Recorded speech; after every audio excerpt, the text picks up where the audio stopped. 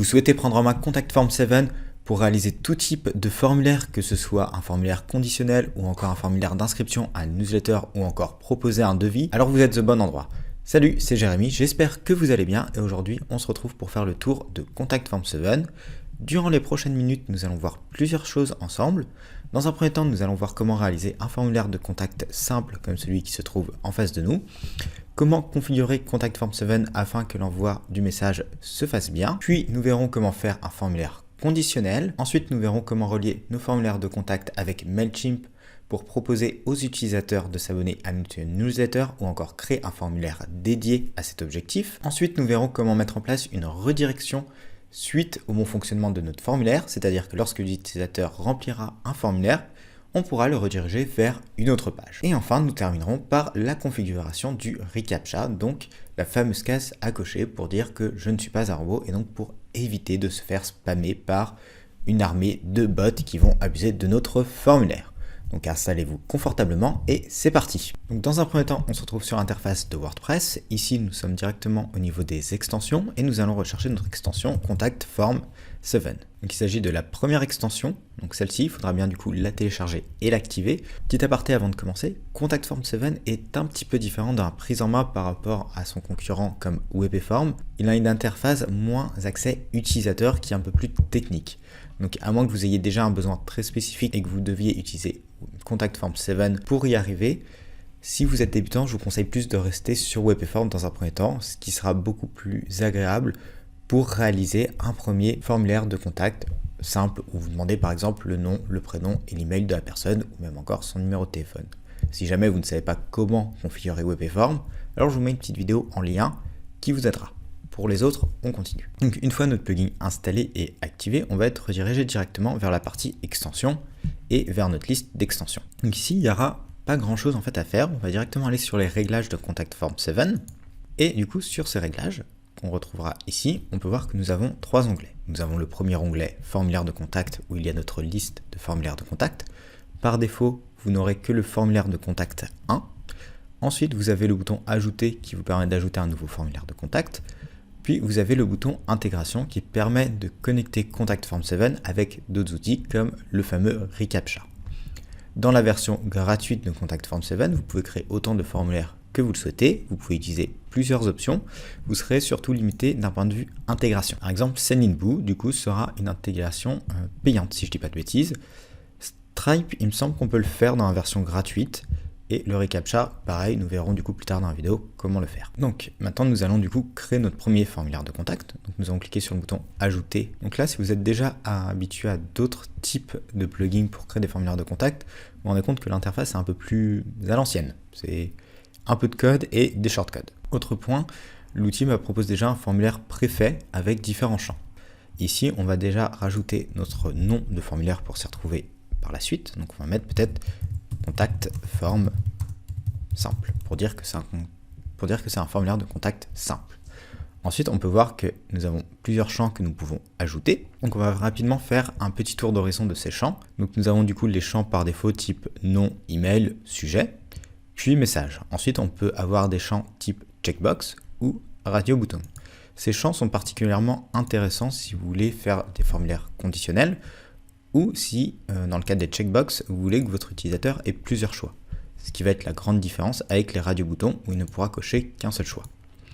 Ensuite, nous avons le drop-down. Vous avez le champ URL, téléphone number, spinbox, donc qui permet du coup de mettre des nombres et de les agrémenter. Ça peut être le cas lorsque vous voulez, par exemple, mettre en location un espace et que la personne peut choisir le nombre de mètres carrés qu'elle souhaite, ou encore si vous souhaitez qu'une personne puisse prendre plusieurs places pour un événement. Vous avez le slider, pour le coup, je ne l'ai encore jamais utilisé celui-là. Après, vous avez du coup le type de case à cocher pour la GDPR. Vous avez des champs date, pratique également pour des événements ou des rendez-vous. La partie upload de fichiers, donc pour récupérer des fichiers.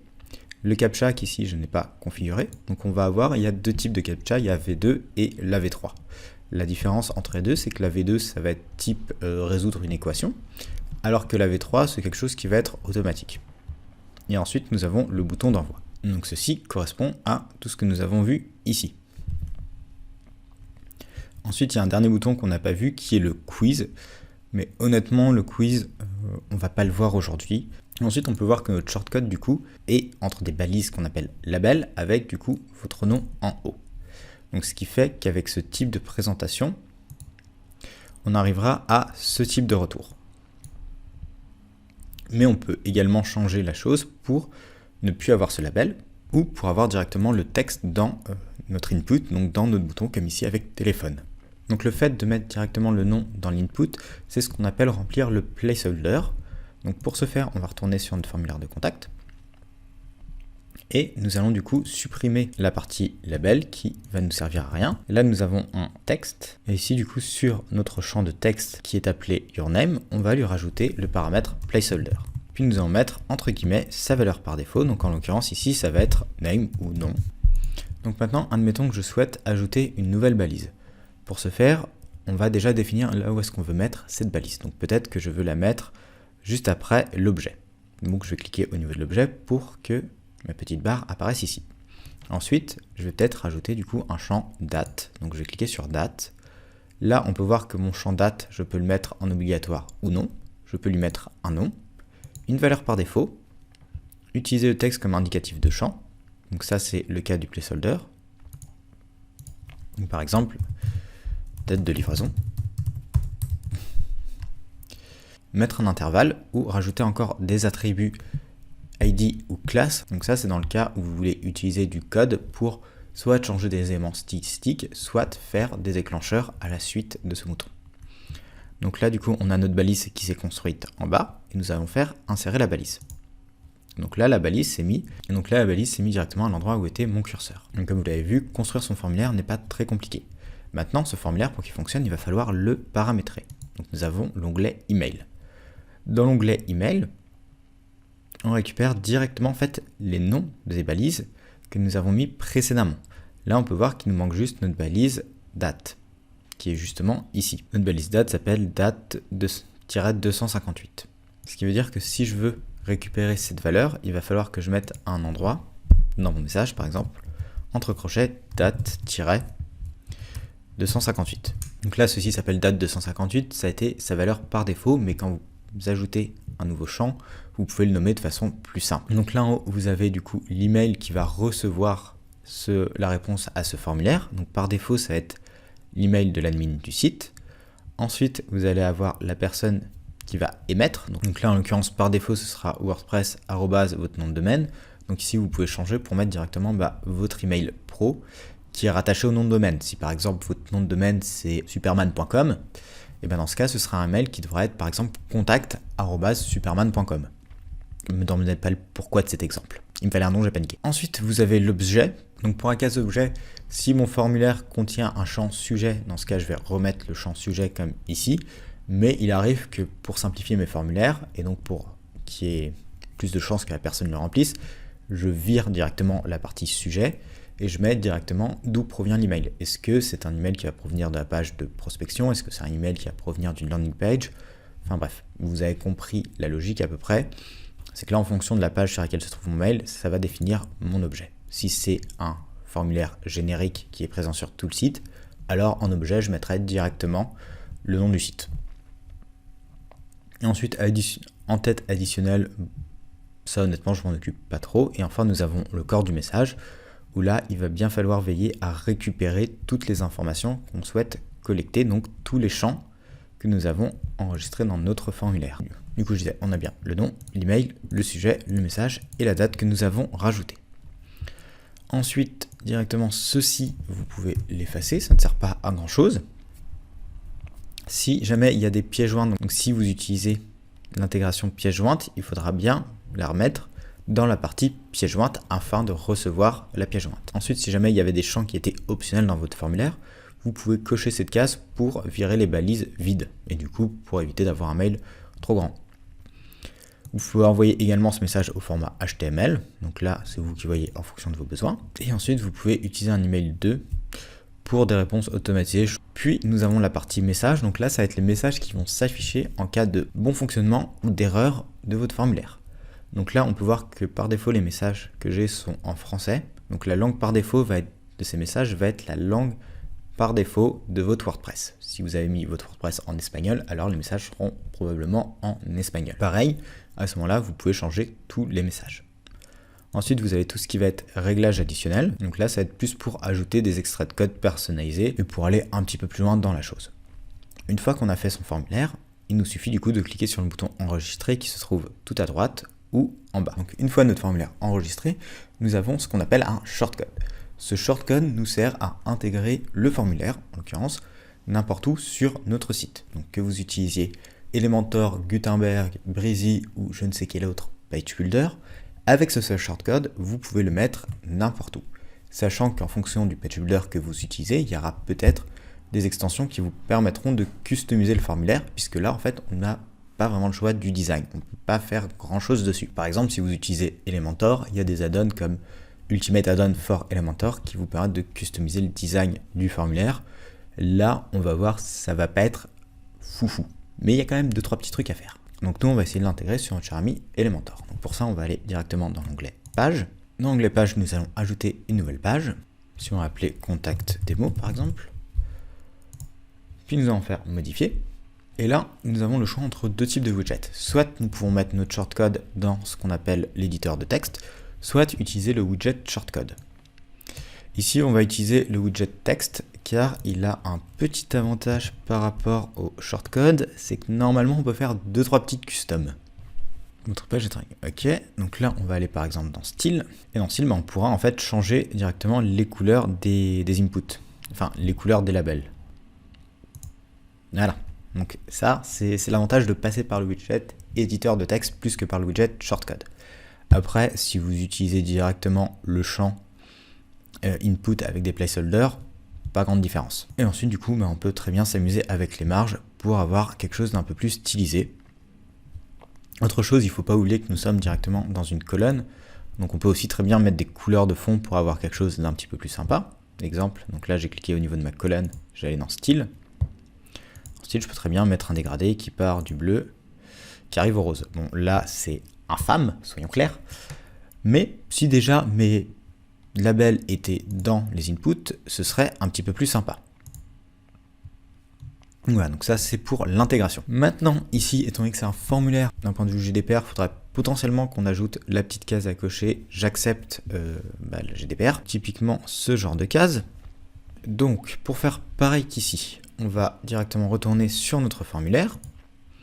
Et sur notre formulaire, en fait, on va ajouter cette ligne-là, donc qui va nous permettre en fait de faire apparaître directement notre case à cocher avec notre GDPR. Donc là, on peut voir que nous avons un champ qui s'appelle du coup acceptance, là, puis accept this, le tout entre crochets, le message qu'on souhaite afficher, et enfin cette partie-ci, où là, à la place du hashtag, il faudra bien mettre le lien vers votre page de GDPR. Donc au pire, de toute façon, cette ligne-là, je la remettrai directement dans la description de la vidéo, si YouTube veut bien que je la mette. Sinon, je vous laisse écrire, bon courage. Une fois que vous l'avez mis et que vous avez enregistré, sur votre formulaire, elle devrait apparaître de la façon suivante. Donc là, comme j'ai mis forcément mon texte en vert, ça apparaît en vert. Mais en soi, j'ai bien ma case qui apparaît. Hop, une fois accepté, on peut cocher. Ce qui est vraiment pratique. Une fois que nous avons vu ça, donc on va passer à l'étape d'après, à savoir les formulaires conditionnels. Un formulaire conditionnel, c'est ce type de formulaire. Donc là, on a plusieurs champs jusque-là. Ok, ça va, on maîtrise. Et on va en fait pouvoir changer les champs qui apparaissent en fonction des actions de notre utilisateur. Donc là, on peut voir que si l'utilisateur souhaite réserver pour un événement, il aura des champs date et des champs lieu qui vont apparaître. Alors que s'il souhaite un atelier, il va juste avoir le choix entre une date d'arrivée et le nombre de mètres carrés qu'il souhaite. Donc là, on a utilisé du coup le champ date et ici le champ nombre. Et ensuite ici pour event, rien de très compliqué, on a deux champs date et le champ checkbox qui permettra de choisir plusieurs salles si l'utilisateur a besoin de plusieurs salles. Pour ce faire, on ne va pas pouvoir le faire directement avec Contact Form 7, il va nous falloir un petit jouet en plus. Donc pour ça, on se retrouve au niveau des extensions et ici nous allons chercher une extension qui s'appelle Conditional Field for Contact 7. Donc là, je l'ai déjà installé, donc je vais juste l'activer. Mais je vais quand même vous montrer le logo de l'extension en question, histoire de vous télécharger la bonne tout simplement. Il me faudra cette extension-ci.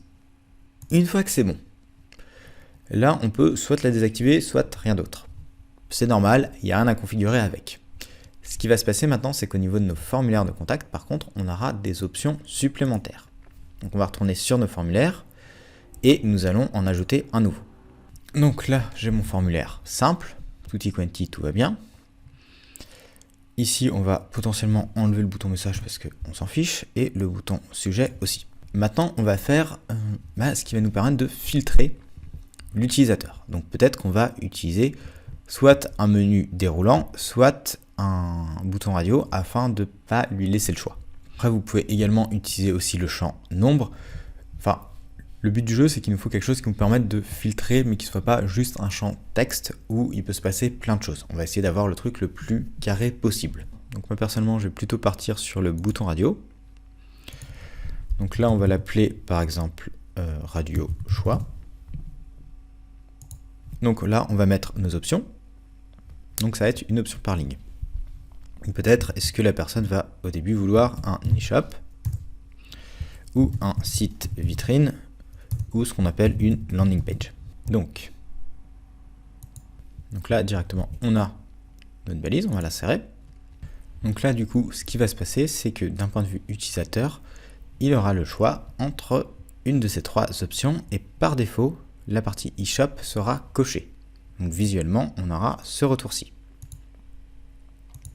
Donc ceci va nous servir de filtre. Ensuite, on va définir les éléments qui vont être dans chacune de ces parties. Donc là, nous allons avoir directement le type groupe de champs conditionnels qui vient d'apparaître et que nous allons utiliser. Donc ici, nous avons potentiellement trois groupes distincts, un pour eShop, un pour vitrine et un pour landing page. Donc là, on va l'appeler le groupe par exemple eShop et nous allons l'insérer ainsi. Ensuite, entre les deux crochets, donc il y a le crochet d'ouverture de groupe et de fermeture. Là, on pourra mettre ce qu'on souhaite mettre comme information pour notre prospect. Donc on va mettre peut-être un menu déroulant qu'on va appeler eShop prix, le rendre en obligatoire et là pareil mettre le prix que la personne peut y consacrer. Donc est-ce que ça va être moins de 1500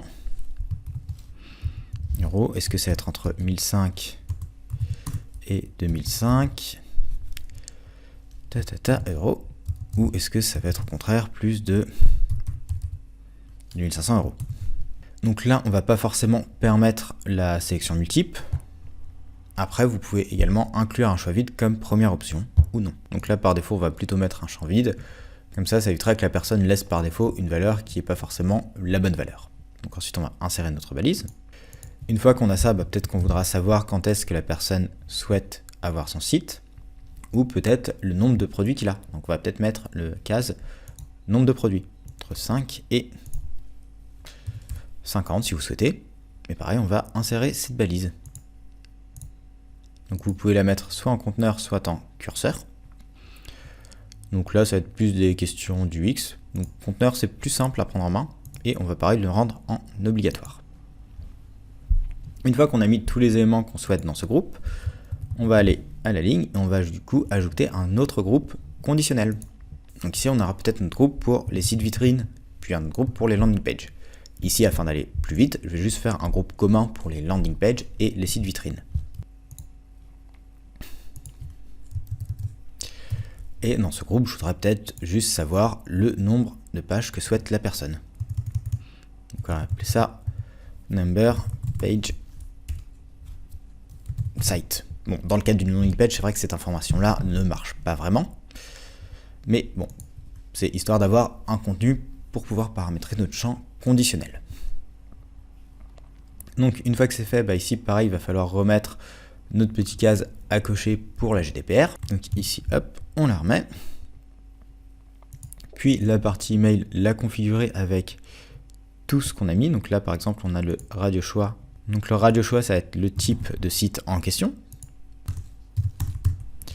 Ensuite, ce qui nous manque, donc ça va être les autres types d'informations. Donc tout ce qui va être, par exemple, le menu eShop prix. Après, petite astuce pour gagner du temps, au lieu à chaque fois de vous amuser à faire des copier-coller d'entre cette partie et cette partie, si une fois que vous avez fini votre formulaire, vous enregistrez directement, alors lorsque vous allez dans le champ email, vous verrez directement apparaître les shortcodes, ce qui sera beaucoup plus simple pour éditer la partie message et ce qui vous évitera potentiellement des erreurs. On se refait la manip, donc là, vous finissez votre formulaire, vous faites enregistrer, puis une fois avoir enregistré, on se rend dans email et là, une fois dans email, les shortcodes apparaîtront directement et ce sera du coup plus simple. Si je prends par exemple du coup nombre de pages sheet, donc en cliquant dessus sur ligne en bleu, ensuite je fais CTRL-C, du coup je peux le mettre directement dans l'objet de mon mail. Ok, donc là pareil on va enregistrer une fois que c'est fini, puis message on va pas y toucher, réglage non plus, et on va aller directement dans champ additionnel. Et dans champ conditionnel, on peut directement ajouter des conditions. Donc là on va sélectionner notre groupe. Donc là, ça va être le groupe, par exemple, eShop. Donc si le champ radio choix est égal à une valeur, donc la valeur en question, ça devait être eShop. Ajouter une nouvelle règle, donc est-ce que le groupe LP, si radio choix est égal à vitrine, radio choix, hop, vitrine, radio choix égale landing page. Donc après, vous pouvez très bien éditer des règles de vos champs conditionnels par rapport à des valeurs alphanumériques. Si la personne met une valeur supérieure à 10, alors elle verra tel groupe. Sinon, elle verra tel autre groupe. Vous pouvez également du coup mettre des valeurs égales, ou si le champ n'est pas vide. Donc voilà, donc ça c'est pour le champ conditionnel, donc on va l'enregistrer. Et nous allons voir ce que ça donne visuellement. Donc là, on va actualiser notre page. Donc là, on est sur landing page, donc on a bien 5. Et si je passe sur eShop, je peux sélectionner directement une valeur. Et là, c'est normal qu'on ait 5, étant donné que ici et ici, c'est le même groupe.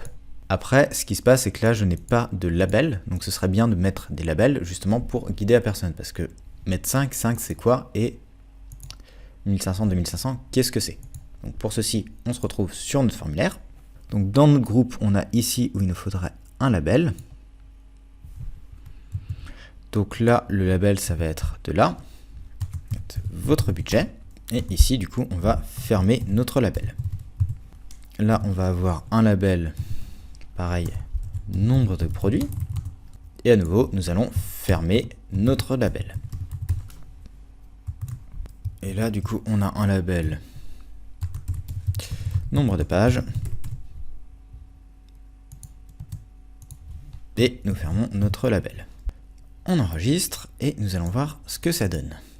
Normalement, ça devrait être un petit peu plus sympathique. Donc votre budget, votre label. Ah. Là, j'ai dû mal fermer quelque chose étant donné que mon bouton disparaît. Ah oui, j'ai pas fermé ma balise label ici. Et voilà, et donc ça fonctionne impeccablement. Donc maintenant, pour les survivants et survivantes, on va s'attaquer à la dernière partie, MailChimp. Alors, primo, on va pas faire un tutoriel MailChimp ici, on va juste voir comment l'intégrer sur notre site.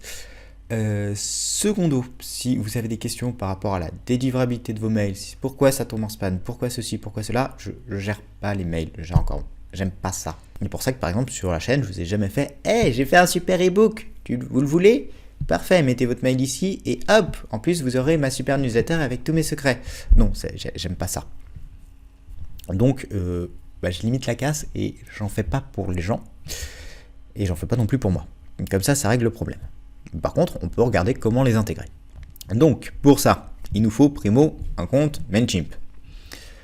Deuxio, il nous faut potentiellement un site qui soit en ligne, parce qu'en local, ça risque de moins bien marcher, voire pas du tout.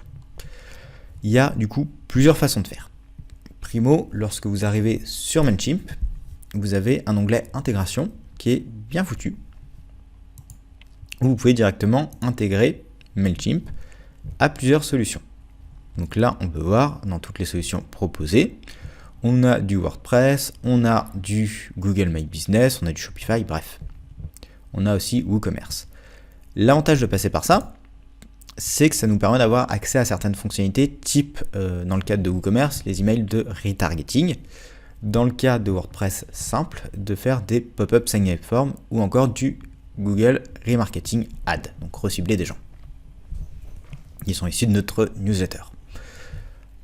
Ensuite, ça c'est la première façon de faire. Nous on va s'intéresser à une autre façon. Donc pour cette façon-là, si vous êtes sur WooCommerce, il va falloir configurer déjà WooCommerce.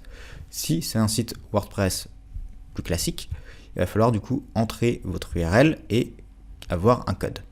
Nous on va faire une deuxième intégration qui va nécessiter un petit plugin en plus, mais qui va nous permettre de faire déjà quelques petits trucs assez sympas. Donc pour ça, on va cliquer sur le bouton Search en bas à gauche. Et ici, on va bien veiller à être en Everything et rechercher API.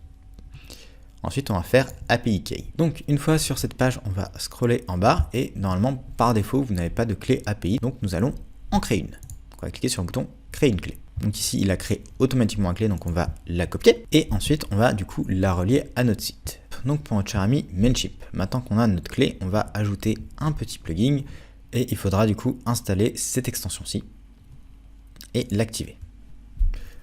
Donc c'est une extension qui est non officielle, qui fonctionne très bien et qui nous permettra d'arriver à, entre autres, faire cette petite case à cocher.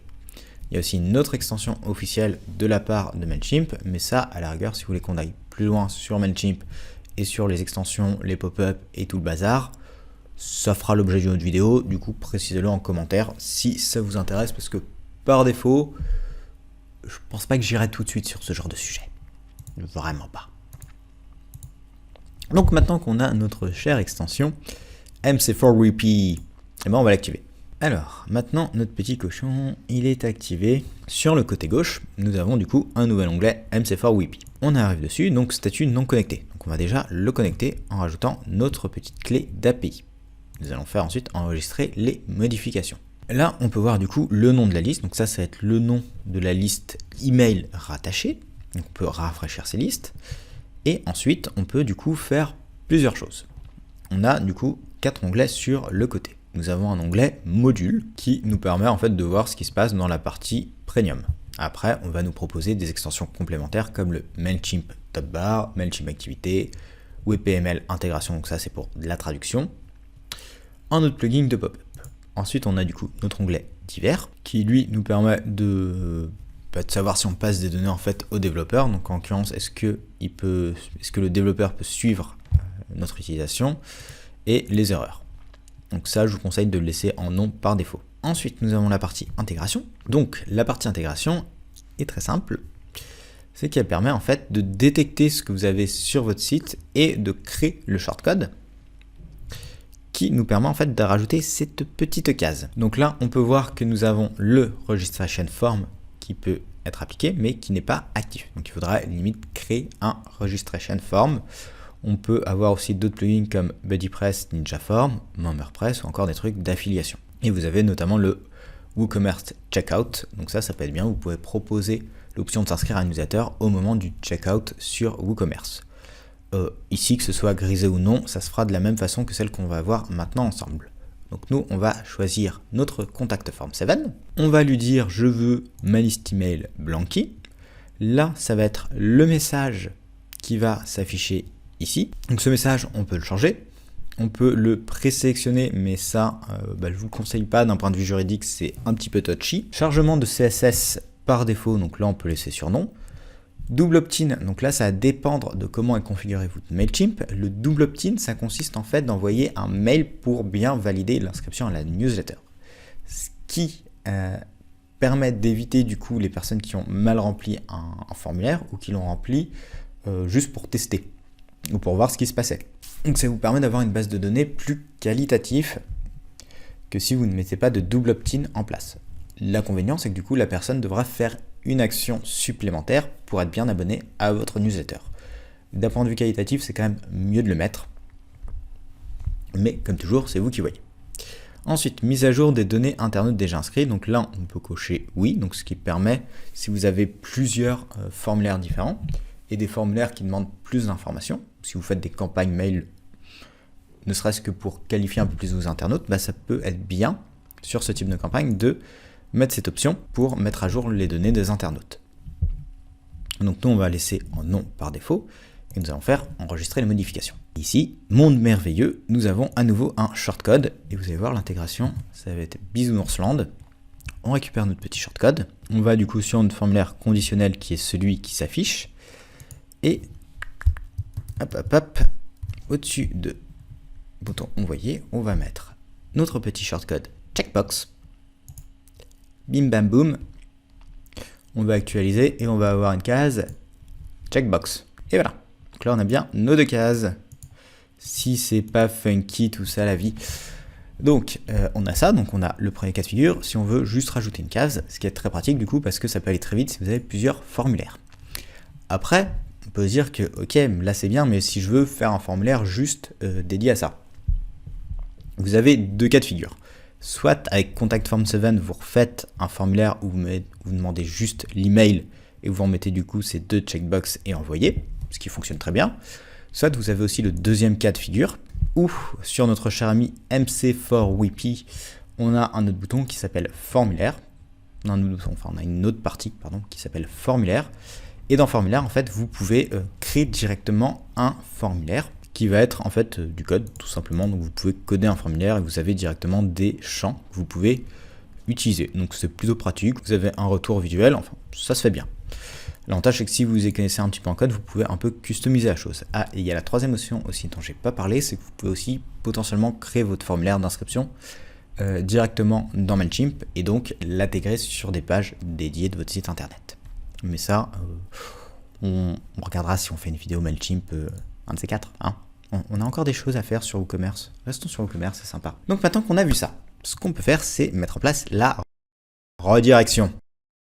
Donc là, on va faire une petite démo. Donc on va mettre un nom, on va appeler Hello.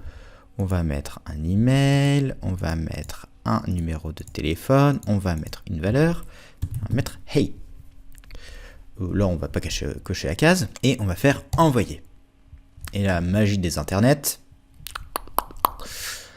Pif paf pouf, redirection. Et ça c'est cool parce que du coup, si c'est un formulaire spécial où vous proposez par exemple un code promo pour inscription d'une newsletter, bah, vous pouvez très bien faire en sorte que la personne soit redirigée vers une page boutique avec le code promo en gros, ou vers une page remerciement aussi, ça peut être sympa, ou vers la next step dans votre tunnel de vente. Si une fois que la personne a rempli ce formulaire, vous avez envie qu'elle regarde une vidéo, bah, vous pouvez directement lui proposer une page avec cette vidéo. Donc pour faire ça en place sur Contact Form 7. Donc on va retourner sur nos formulaires de contact et pareil, c'est un petit bout de code qu'il va falloir rajouter. Donc pareil, ça va être un petit bout de code à rajouter qui est celui-ci. Donc ce petit bout de code, pour le trouver, c'est hyper simple. On va aller dans la doc de Contact Form 7 et hop, en descendant, donc vous tapez juste Contact Form 7 documentation et ce sera le premier lien. Et là-dedans, donc ça va répondre à plusieurs de vos questions, dont le quiz. Après, vous avez tout ce qui va être intégration type Sendinblue, le reCAPTCHA qu'on va voir juste ensuite, ou encore notre cher ami Stripe. Donc dans les tips, la partie Redirecting to another URL after submission. On va cliquer dessus. Et là, easy peasy, on a directement ce script que vous pouvez copier-coller. Et il vous faudra juste remplacer l'URL qui est ici par l'URL de la page que vous voulez rediriger. Et là, vous dites, ok, mais du coup, ce code, je le mets où? Là, c'est encore le mode super simple. Donc, notre super formulaire de test conditionnel. Donc là, on a bien notre case à cocher. Donc, soit le code, vous pouvez le mettre directement dans les règles additionnelles, soit vous pouvez aussi y aller de façon brutale et le mettre directement ici. Ça fonctionne très bien. Donc là, ce qui va se passer, c'est qu'après l'envoi du formulaire, je vais être redirigé vers cette URL. Donc pour ça, il suffit de sauvegarder. Et voilà. Et maintenant, enfin, est venu le temps de la dernière étape, le reCAPTCHA. Donc là, on va aller dans l'onglet Intégration. Dans l'onglet Intégration, on va tout simplement descendre, configurer le reCAPTCHA. Et là, on va nous demander une clé du site et une clé secrète. Donc, pour y aller, on va cliquer directement sur ce lien. On va l'ouvrir dans un nouveau onglet, ce sera plus simple. On va descendre et là, on va aller sur reCAPTCHA Admin Console. Et donc là, on peut du coup nommer notre reCAPTCHA en question. Donc ici, ça va être pour moi démo. Choisir si on veut la V2 ou la V3. Donc là, on peut choisir les badges invisibles, le reCAPTCHA pour Android ou le fameux je ne suis pas un robot. Ici, il faudra bien ajouter votre nom de domaine, donc l'URL de votre site, qui va être propriétaire. Accepter les conditions d'utilisation. Et ensuite, il vous donnera les clés secrète. Blanky.ovh, hop, on va essayer ça. Donc là j'ai deux clés, donc je vais copier la clé du site qui va aller là. Copier la clé secrète qui va aller là. Enregistrer. Ensuite, une fois qu'on a fait ça, on va retourner sur nos formulaires. Donc là, nous avons fait une V2, donc la V2, va falloir la mettre tout simplement dans notre formulaire. Voilà, donc si vous avez choisi le reCAPTCHA V2, il va bien falloir du coup intégrer un shortcode à vos formulaires, sinon celui-ci n'apparaîtra pas. Si vous avez mis le V3, c'est automatique, il n'y a rien d'autre à faire en fait. Il y aura directement un icône qui va apparaître sur votre site, donc un rond bleu avec écrit ce site est protégé par CAPTCHA. Là nous on va ajouter notre CAPTCHA ici. Une fois que vous avez fait ça, c'est bon. Après si vous souhaitez du coup aller plus loin avec notre cher ami Contact Form 7, il y a plein d'autres options assez rigolotes à faire, il y a même des plugins en plus pour aller plus loin. Donc ici vous avez toute la doc, je vous la mettrai pareil en lien en description. Si jamais il y a des choses qui n'ont pas été claires sur ce tutoriel, ou si vous avez envie qu'on aille plus loin sur notre cher ami Contact Form 7, même sur d'autres sujets, n'hésitez pas à proposer vos sujets en commentaire, et à nouveau si vous avez des problématiques, n'hésitez pas à m'en faire part. Sur ce, je vous souhaite une agréable journée et à bientôt.